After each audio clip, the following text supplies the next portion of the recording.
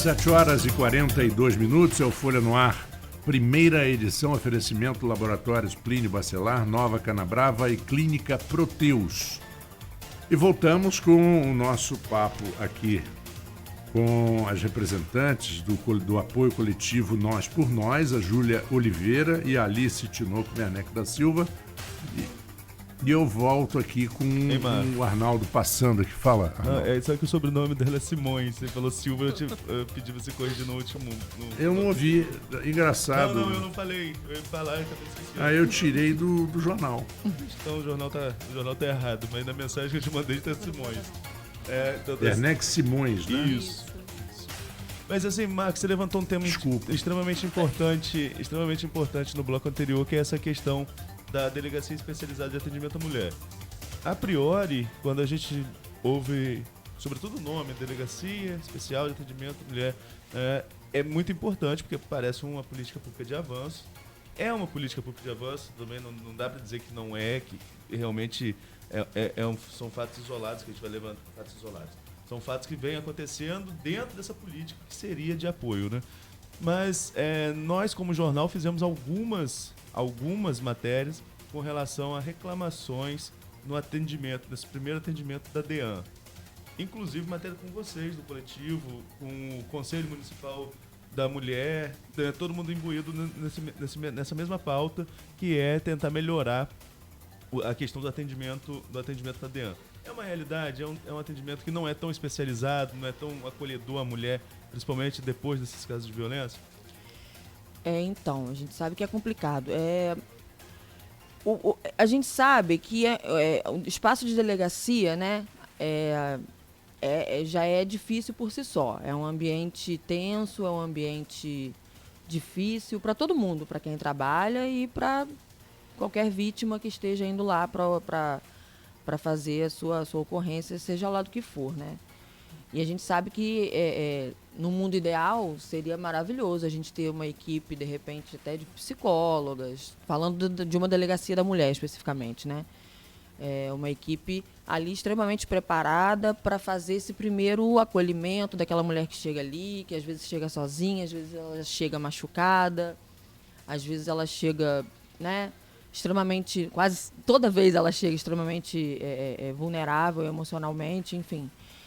E a gente sabe que é difícil para quem está trabalhando lá também fazer um atendimento extremamente emocional e até pessoal ali, de dar essa atenção. Mas eu acho que a gente tem que achar um equilíbrio entre essas duas questões, essas duas situações, assim, esses dois comportamentos, vamos dizer.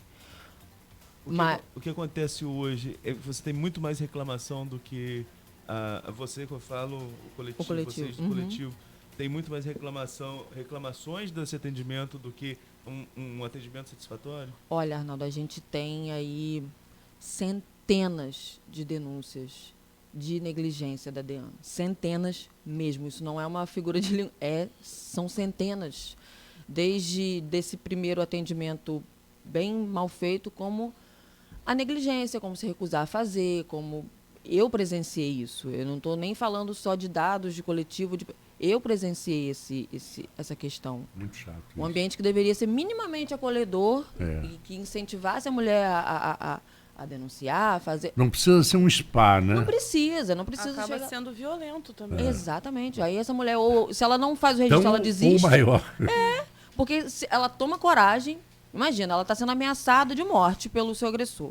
Aí ela toma coragem de ir à delegacia para ir lá fazer o registro. Ela chega lá e é completamente desencorajada. A gente já ouviu casos de uma mulher que foi lá para tentar...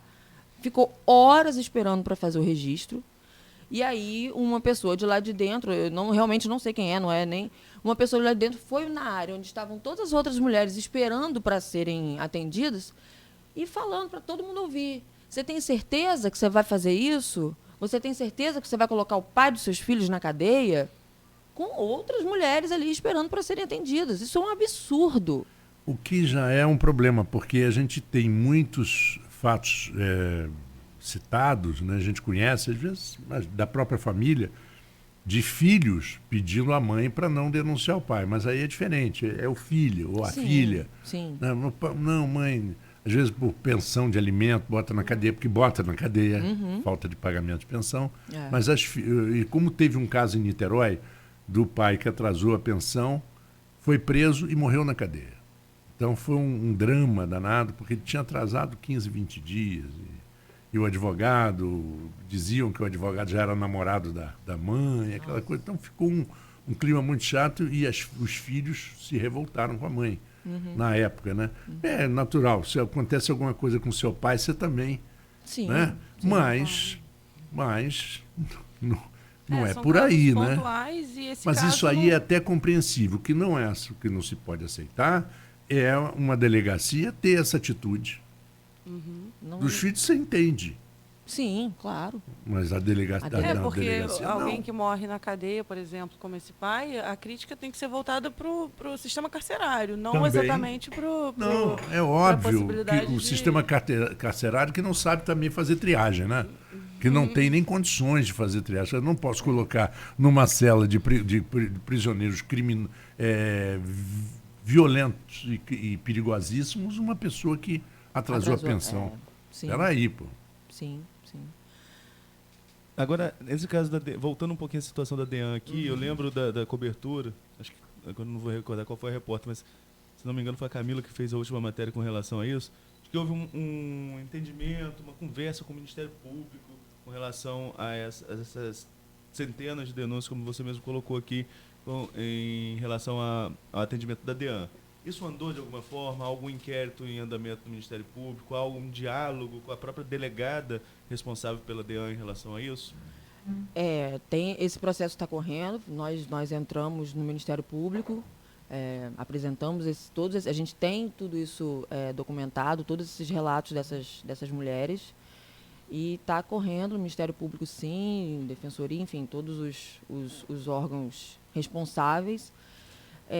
Principalmente depois do caso do DJ, que foi acho que um dos primeiros aí dos últimos tempos que ganhou uma grande repercussão, saiu na mídia, em todos os jornais, redes sociais, etc., com a movimentação dos coletivos das mulheres e também de homens falando e se posicionando, a Ana Paula abriu um canal de conversa com coletivos, com o Conselho da Mulher, né, enfim. Mas eu acho que ainda é um pouco restrito. Eu sinto que ainda é um pouco restrito. Sinto que acho que todo mundo, eu acho que é um momento, é um assunto e é um momento que a gente tem que deixar de lado certas questões, sabe? A gente tem que deixar de lado partido, a gente tem que deixar de lado religião, a gente tem que deixar de lado classe, a gente tem que deixar de lado cor, a gente tem que deixar de lado tudo, porque as mulheres estão morrendo todos os dias. Mulheres estão sendo agredidas. Esse momento que a gente está aqui falando, desde o início do programa, alguma mulher está sendo agredida em casa. E isso é outra questão, porque a grande maioria é em casa, não é na rua, como se diz, como se pensa. Acontece? Claro, né? A gente sabe que acontece. Mas, normalmente, é em casa, normalmente é por seu companheiro. Dificilmente é por um homem desconhecido na rua que simplesmente sai correndo atrás de uma mulher. Então, essa denúncia da DEAN está acontecendo. A gente queria ter mais contato, mais abertura com a Ana Paula para que a gente pudesse ajudar de alguma forma, mesmo que não seja assim, vamos colocar, né, eu não sou advogada, mas acho que não é legalmente o nosso papel, mas se for o caso, eu acho que é o momento de juntar forças. É o conselho, os coletivos, a delegada, todo mundo, vereadoras, eu não sei, a gente juntar forças para poder salvar essas vidas, para prevenção e para orientação depois que acontece. Uma pergunta para as duas, vocês. Baseado em 2 ditados, 2 frases que a gente passa a vida toda ouvindo. Uma delas é o seguinte: em relacionamento de homem e mulher não se mete a colher, primeiro. Segundo, minha filha, ruim com ele, pior sem ele, que normalmente é feito pela avó, pela tia, né? A solteirona da família, que ainda fala um negócio desse para uma sobrinha sendo agredida. Como é que vocês acham que isso tem que ser desmistificado? Então, é preciso entender todo esse contexto extremamente antigo e enraizado no patriarcado e no machismo. Tanto para diversas questões de opressão, a gente tem que ter como base que o oprimido ele acata o discurso do opressor. Então, não é de pura maldade que uma tia sustenta o discurso de que é ruim com ele, pior sem ele, entendeu? Ela acredita nisso, né? Tem toda uma... Dentro dela, aquilo ali é uma verdade, é uma verdade. A gente vive tanto contextualizada em opressão que a gente simplesmente entende que aquilo ali é a nossa vida. É a necessidade de um homem, é todo alguém que te sustente, alguém que te ampare. Todo esse estereótipo, esse arquétipo do homem protetor faz com que a gente acredite que realmente precisa. A gente está sempre à sombra de um homem, entendeu? Então, não é de toda maldade que alguém que sustente esse discurso. Nada mais é do que um oprimido que tornou para si o discurso do opressor. Foi o que a gente falou mais cedo um pouco, né? Essa tia que faz esse discurso, ela veio de uma criação e que acredita nisso. Que uma mulher sozinha, solteira, uma mãe solteira ou uma mulher solteira, ela está perdida. Isso ainda existe, mesmo sendo de lá de séculos passados. Isso ainda existe. Nossa, mas você não casou ainda? Ou então, mas você vai ficar com seu filho sozinha. A mãe solteira, então, coitado. E se você parar para pensar bem, quando você tem esse discurso do que a mulher que está solteira, a mãe solo, né, com o seu filho sozinha, ela está perdida, isso faz muito sentido, porque o homem, desde sempre, ele busca essa isenção de responsabilidade. Então, quando a gente cresce entendendo que é para manter aquele casamento a todo custo, nada mais é do que a gente já sabe que o homem, na primeira oportunidade, ele vai se mandar, entendeu? Então, meio que é uma coisa que trazem para gente na tentativa de que você não fique tão desamparada, porque já sabem que tem grandes chances de você sofrer um desamparo. E esse outro ditado entre briga de marido e mulher não se mete a colher, né? Todo lugar que eu fui falar, eu fui em escolas, eu fui na escola da Tamires, lá de Donana, do início do ano, que foi assassinada, eu fui à passeata da Regiane de Travessão também, e eu sempre falo isso. Esse discurso, esse ditado, já passou da hora dele acabar, porque a gente mete a colher, sim. Tem que meter a colher. Tem que meter a colher. É claro que não a gente meter não... a colher não, tem que se... o até faqueiro mais, inteiro. o faqueiro inteiro. Você Né? sabe Porque... que há muitos anos atrás eu era adolescente, tinha uns 16 anos. E na Urca, no Rio de Janeiro, nós vimos, meu pai, eu, meu primo, meu tio, vimos uma mulher sendo agredida num ponto de ônibus. Fomos interferir. Olha, para você ver, nós estamos falando de 1966, por aí. Fomos interferir e meu pai já partiu, jogou o cara no chão e aí a mulher que estava sendo espancada falou assim, não bate nele, não. Não bate nele. Ela fala, não, acontece. Então tá bom. A senhora vai ficar aí apanhando do seu marido a vida toda. A gente está falando muito de Campos, né? Mas a gente tem 2 casos recentes que foram emblemáticos no cenário nacional que mostram muito a diferença do que é alguém realmente meter a colher. Um foi aquele caso lá de Curitiba, né? Foi Curitiba? No Paraná, agora não tenho certeza se foi Curitiba, que o rapaz jogou a moça do prédio. Sim, foi bater nela no elevador. Ouviu, todo mundo ouviu, ninguém se meteu. Qual foi o desfecho? Ela Porque não perdeu. É possível não ter ouvido, né? Todo mundo ouviu, não tem como. A gente que mora em apartamento, a gente sabe que às vezes cai a colher na casa do vizinho. Esses dias, eu moro em uma parte hotel, aqui em Campos, eu moro em Atafona. Eu fico aqui em Campos numa parte hotel. Esses dias eu acordei com o telefone do vizinho vibrando. É uma coisa assim, você ouve. Sim, quanto mais à noite, no silêncio, você vai ouvir realmente qualquer movimentação.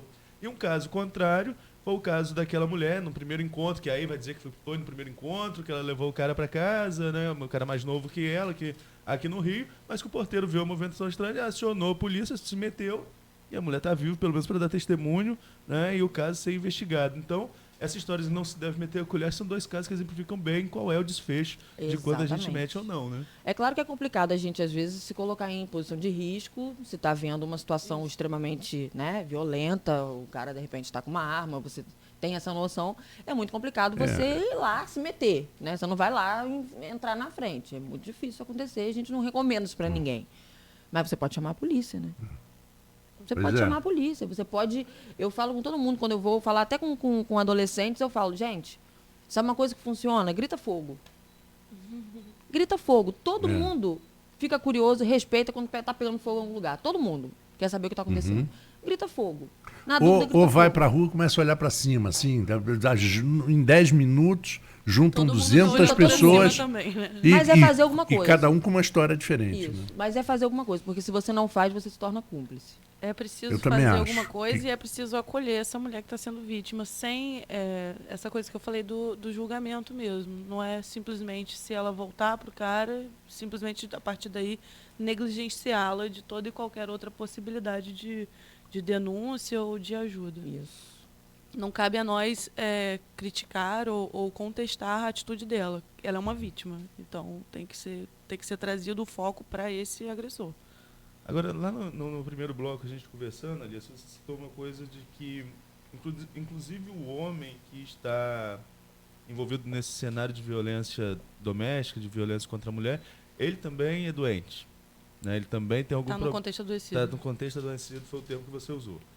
Nós falamos mais cedo, são 3 casos de feminicídios em Campos nesse ano. Um foi a da Zélia Aparecida, que foi aqui no centro de Campos, no dia 11 de janeiro. Ela foi asfixiada e o suspeito é o ex-marido. O segundo caso é o da Tamires. Esse da Tamires, depois eu até descobri que a Tamires e o namorado estiveram no meu aniversário no ano passado e eu não os conheço, porque assim, estiveram com amigos em comum, estiveram lá e eu não sabia. Não, Do seu círculo de amizade. Brincadeira, brincadeira, gente. O rapaz, ele tinha relação com ela, inclusive está preso, ele morava em Atafona. Mas a Tamires foi na Baixada Campista no dia 2 de abril. E o último caso da Regiane, professora, né, professora Regiane, em Travessão, no dia 3 de julho. Os 3 casos, ex-marido, ex-namorado, ex-marido. Né? Não existe também aí uma relação de dependência ao inverso, ou de dependência não, de posse muito, muito forte, e que seria assim um embasamento para esse crime, não que seja justificável, por isso que eu não usei que seria justificativa, mas também não tem aí um contexto psicológico muito... É o que a gente chama de masculinidade tóxica, na realidade. É preciso tratar uma sociedade machista para além do seu sintoma. O sintoma é essa violência, mas de onde vem essa violência? Quando eu falei, é muito delicado falar disso, né, desse adoecimento do homem. A gente vive num contexto machista que também adoece esse homem no sentido de que ele deve ser o provedor, ele deve ser controlador, ele deve... aquela coisa do homem que não chora, entende? Isso é extremamente tóxico, isso é adoecedor mesmo, né? Não estou justificando, não tem cabimento questionar isso, mas assim, a masculinidade tóxica, ela está ali simplesmente plantando esse homem machista e abusador e agressor. O homem é vítima do machismo. O homem é vítima do machismo, entendeu? Total. Bom, vamos ao break para a gente ficar bem no tempo e ter mais tempo no último segmento, que aí eu acho que a gente desenvolve todo esse fechamento. São 8 horas em ponto aqui na Folha FM, vamos a um pequeno intervalo no Folha no Ar, primeira edição, e voltamos em instantes. A Proteus, moderna empresa especializada em